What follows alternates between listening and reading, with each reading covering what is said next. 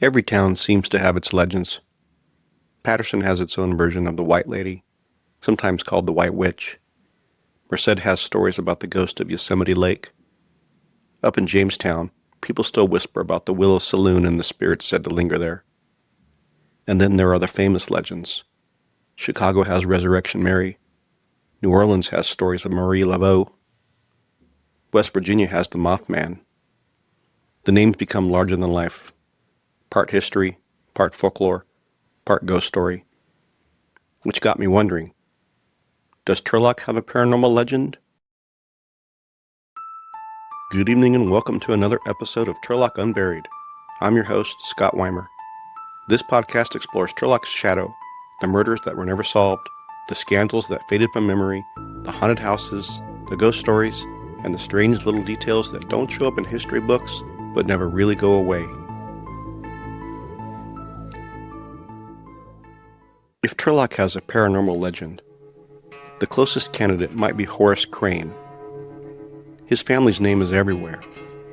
Crane Avenue, Crane Park, old Turlock businesses, historical references. For most of us, it's just a name we've heard our entire lives. But who was Horace Crane? And why are the hauntings of the Mercantile Building attributed to him? Before we talk about the downtown Mercantile Building and the stories people tell about it, we need to talk about the man himself. Because Horace Crane lived a life that was far stranger than most people realize. Horace Crane wasn't just another early Turlock rancher. He was one of the men who helped transform Turlock from a dusty railroad stop into a real city. Born into the influential Crane family during the wheat boom years, he came of age amid droughts, irrigation battles, land speculation, fires, and financial turmoil. By the late 1800s and early 1900s, his involvement touched nearly every part of local development. He dealt in land, cattle, banking, irrigation, politics, and civic leadership. He served as the president of the Commercial Bank of Turlock, one of the city's earliest mayors and trustees, and helped guide public works, road projects, irrigation improvements, and downtown development. If something important was happening in Turlock between 1890 and 1925, chances are Horace Crane was involved. What makes Horace especially interesting is that beneath the respectable banker image was a much more colorful Old West character. He raced horses on dirt tracks near East Avenue, carried revolvers, survived buggy accidents, invested in mining ventures, and weathered economic crises that threatened both his fortunes and the town itself. During the banking panic of 1907, he joined other local businessmen in helping stabilize Turlock while continuing to finance the brick commercial buildings that still shape downtown today. Despite his success, he also endured lawsuits, business setbacks, devastating fires, and personal hardships. That combination of civic leader, businessman, speculator, and survivor makes Horace Crane feel less like a name in a history book and more like a man standing at the center of Turlock's transformation. But before Horace Crane became one of the most influential men in Turlock history, there was a day when he became nearly just another forgotten victim in a newspaper headline. Back in the early days of Turlock, Horace found himself trapped in a wagon ride with a man named William Coward. In 1908, a group of area businessmen, including Horace Crane, were invited to Los Angeles by the LA Chamber of Commerce to discuss business opportunities. Their goal was to promote the Turlock area, and during the excursion, several real estate men came up with an ambitious idea: bring prospective investors back to Turlock on the return train trip. The committee immediately questioned whether that plan was practical. At the time, Turlock simply didn't have enough hotel rooms or accommodations for a large group of wealthy investors. William Coward became agitated during the discussion and began threatening some of the committee members. His behavior frightened the others, and several men backed out of the project altogether. The LA group had good reason to be nervous. Just a few months earlier, Coward had suffered what newspapers described as a nervous breakdown. When police officers attempted to restrain him, he grabbed an ice pick and stabbed one of them in the head. He briefly escaped on a train to Merced before being captured and committed to a sanitarium. Sometime later, he was released. Despite the controversy, several members of the LA committee, including real estate men Mr. Manor and Mr. Lane, stayed with the project. They solved the lodging problem by housing the prospective investors in luxury railroad cars during their visit to Turlock. The program proved to be a success. More than $100,000 worth of local real estate was sold. But William Coward couldn't tolerate prosperity for long. Not long afterward, he accused several of the very men who helped make the project successful of treating him unfairly. Armed with a shotgun, he warned them to leave town and never return under penalty of death. Coward was an imposing figure. He stood 6 feet 2 inches tall and possessed enormous, powerful hands. Men later recalled that he would intentionally squeeze their hands painfully during handshakes and sometimes lift people partially off the ground. When William Coward came stomping through the dusty streets of Turlock, most people gave him a wide berth. During Horace Crane's time as president of the commercial bank, Coward became convinced that he had been swindled in a land deal. He accused Albert Chatham, Ed Osborne, and Hannibal Blewett, well-known Turlock pioneers and influential citizens, of double-crossing him. And he wanted Horace Crane to know about it. One evening, while the Crane family was eating supper, William Coward drove up in a horse-drawn wagon and effectively invited himself into dinner. During the meal, Coward became agitated and insisted that Horace accompany him to the ranch property involved in the dispute. Horace was well aware of Coward's reputation. He had been at the L.A. meeting when he threatened the other businessmen. He knew about the ice pick attack, the shotgun threats, and Coward's history of mental instability. He did not want to go, but Coward was intimidating, persistent, and would not take no for an answer.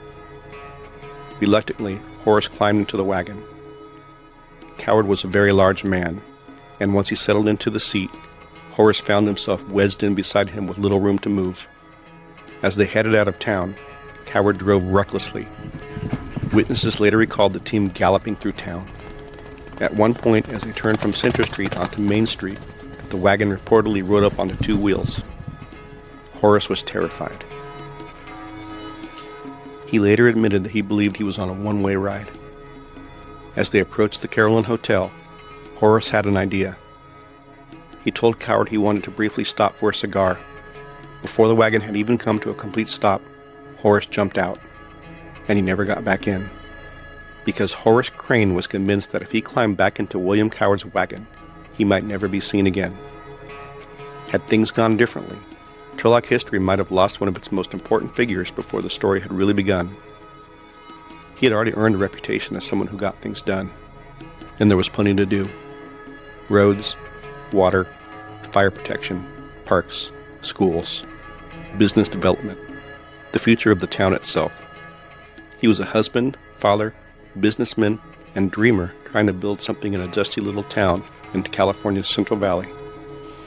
Over the years, Horace's family name became attached to streets, parks, buildings, businesses, and pieces of land all across Turlock. His fingerprints were everywhere. And maybe that's why the stories never completely disappeared. Because when people talk about hauntings connected to Horace Crane, they're not talking about some obscure pioneer buried in an old cemetery. They're talking about a man whose influence still surrounds us.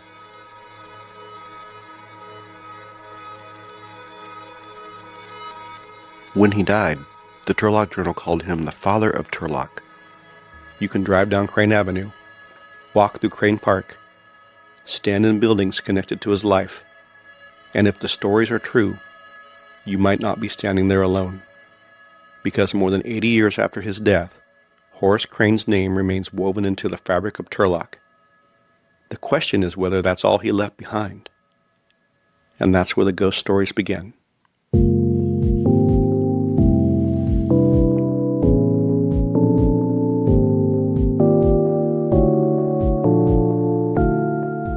The Turlock Mercantile has stood at the corner of Main and Broadway since 1902.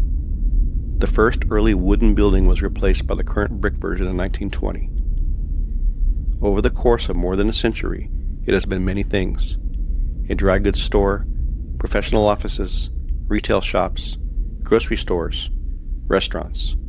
Thousands of people have passed through its doors in the last 125 years. And according to many people who have spent time in the building, not all of them may have left. My own connection to the Mercantile ghost stories goes back further than I realized. When I was a kid in the late 70s, our next-door neighbor worked at the clothing store inside the Mercantile. I remember overhearing a conversation between her and my mother in our driveway one evening. She was late getting home from work. The reason, she said, was because employees had seen a man standing in the mezzanine level before the store closed. They went upstairs to tell him that they were shutting down for the night. But when they got there, nobody was there. They searched the area. Other employees joined in. They became so convinced that somebody was hiding somewhere inside the building that police were called to clear it. Nobody was ever found. As a kid, I didn't think ghost. I thought creepy intruder. But decades later, after hearing so many other stories connected to that building, that memory keeps coming back to me. Fast forward to around 2004. A short-lived internet cafe called the Epicenter occupied part of the building, as well as gated suites off the Broadway side. At the cafe, the girl on opening shift would see a man in a derby hat at the counter. They were not open yet, so she would acknowledge him and would advise him that she'd be back in a minute, and then he would be gone when she got to the counter. And then she would check the front door and find it still locked. The owner spent time working in the large basement beneath the Mercantile. The basement is divided into two sections, a smaller section beneath the barbershop and a much larger basement underneath the restaurant portion of the building. While moving boxes and organizing supplies downstairs, both owners independently experienced the same thing. Cold spots. Not just cool air, moving cold spots. Each described feeling something pass by them. Both reported a sudden feeling of unease, the kind of feeling that makes the hair on the back of your neck stand up. Eventually, they left the basement and did not want to go back down there. They were convinced that something was sharing the space with them. The stories became more frequent over the next few years. There were two building managers at the time, and the one that did the bookkeeping would come in the evenings with her daughter. One evening, her daughter came to ask her mom who was meeting in the conference room that night, which was not reserved, so her mother went to look and no one was there. Building staff used the Turlock history book, Streams in a Thirsty Land, to see if the daughter recognized anyone in the book. She picked out Horace Crane right away. The cafe employee who had seen the man in the derby also picked out the same picture. It was around this time that many people began attaching a name to the Mercantile ghost. Horace. One of the most interesting accounts came from a security officer who worked in the building around 2006 and 2007. He was often the only person in the Mercantile late at night or during the early morning hours. Part of his job involved monitoring a 4-camera security system that covered areas including the staircase and the long L-shaped upstairs hallway. Night after night, while sitting in his office doing paperwork upstairs, motion alerts would activate on the cameras. When he checked the monitors, he would sometimes see what appeared to be a shadow moving across the old carpet. Not the wall, not the ceiling. Just across the carpet. He said it happened multiple times. On other occasions, he would receive another alert and see what looked like fog forming in the hallway. The strange part was that when he stepped out of his office to investigate, the hallway would be perfectly clear. The fog only appeared on the camera. He told me this happened repeatedly, sometimes several times in a single night. He also reported hearing doors close when no one else was present in the building. And perhaps strangest of all, he described carts in the mezzanine area that would slowly roll across the floor and bump into him while he was working. Whether there's a paranormal explanation or not, he spent lots of hours alone inside that building, and he was convinced something unusual was happening there. And then things became public. In 2008, the Turlock Journal published a lengthy article detailing reports of unexplained activity inside the Mercantile. According to tenants and employees, strange sounds have been reported for years. Footsteps, voices, rattling noises, apparitions.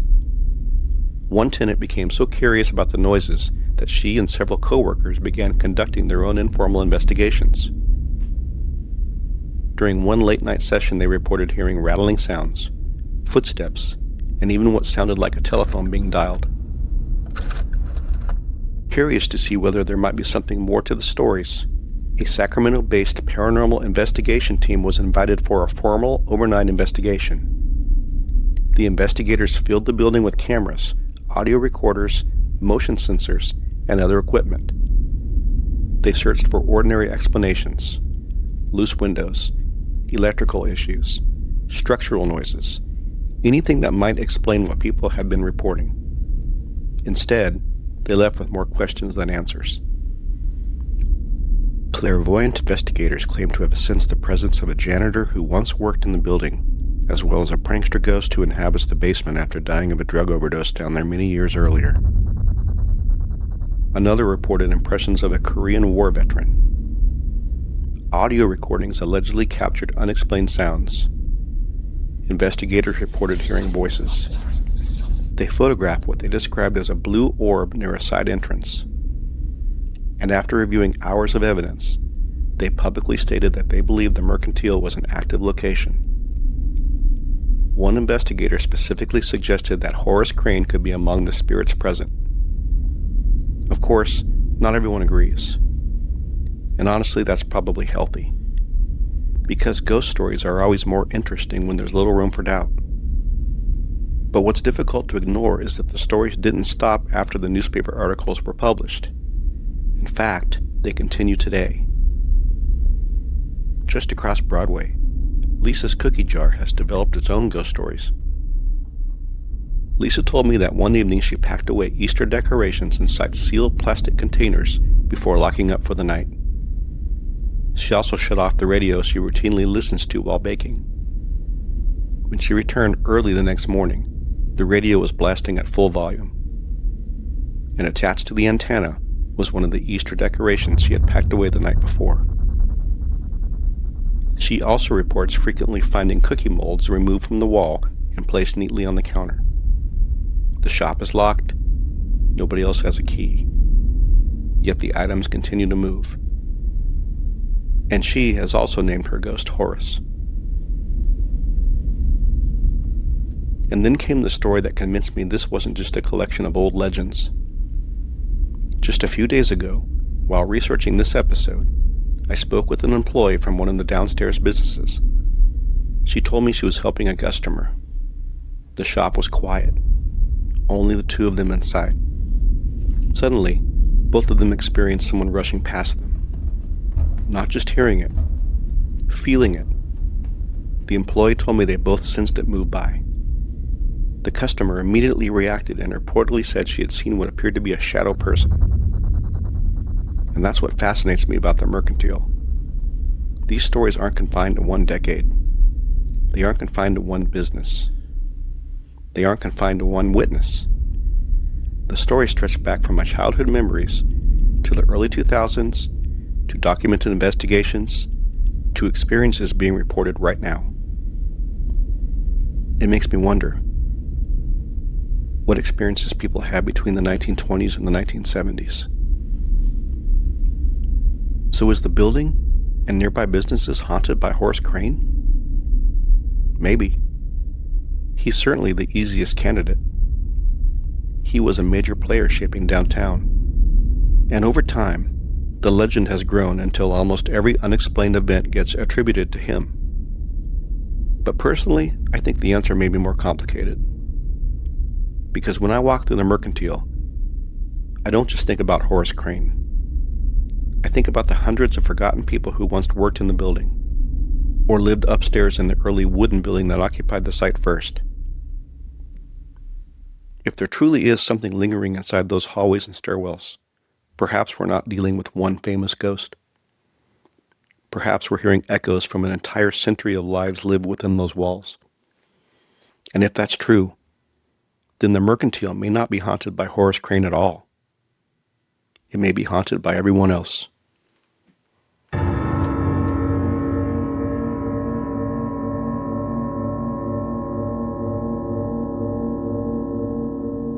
Before we go, if you'd like to experience the legend of Horace Crane, or perhaps the ghosts of the Mercantile for yourself, I highly recommend the Downtown Ghost Walk presented each October by the Historical Society under the direction of Lord Smith. The tour combines local history, downtown architecture, and some of Turlock's most enduring ghost stories into a fascinating evening walk through the heart of the city. If you're a fan of Turlock history, local legends, or haunted places, it's well worth attending. Just be aware that tickets tend to sell out quickly, so keep an eye out for announcements from the Historical Society in late summer or early fall. Before we wrap up, I'd like to extend a special thank you to several people who contributed to this episode. Trina Wally, Rob Geiger, Rocky Sanderson, Lisa Fernandez, several anonymous participants, and Carol Kitchens, who's Horace Crane's granddaughter, and who's also in favor of the ghost being called Horace. Your stories, insights, and assistance help bring this piece of Turlock history to life. I'd also like to give special recognition to the Turlock Historical Society and their publication, Turlock Pioneer, Volume 5, 2010, titled The Cranes of Turlock. Much of the historical information about Horace Crane featured in this episode was drawn from that excellent research and publication. And as always, thank you for listening to Turlock Unburied. Music and sound effects used in this episode were sourced from freesound.org and are licensed under Creative Commons Attribution. Historical research for this episode was drawn from contemporary newspaper accounts and public records. Full source details and archival materials are available at turlockunburied.com. Thanks for listening,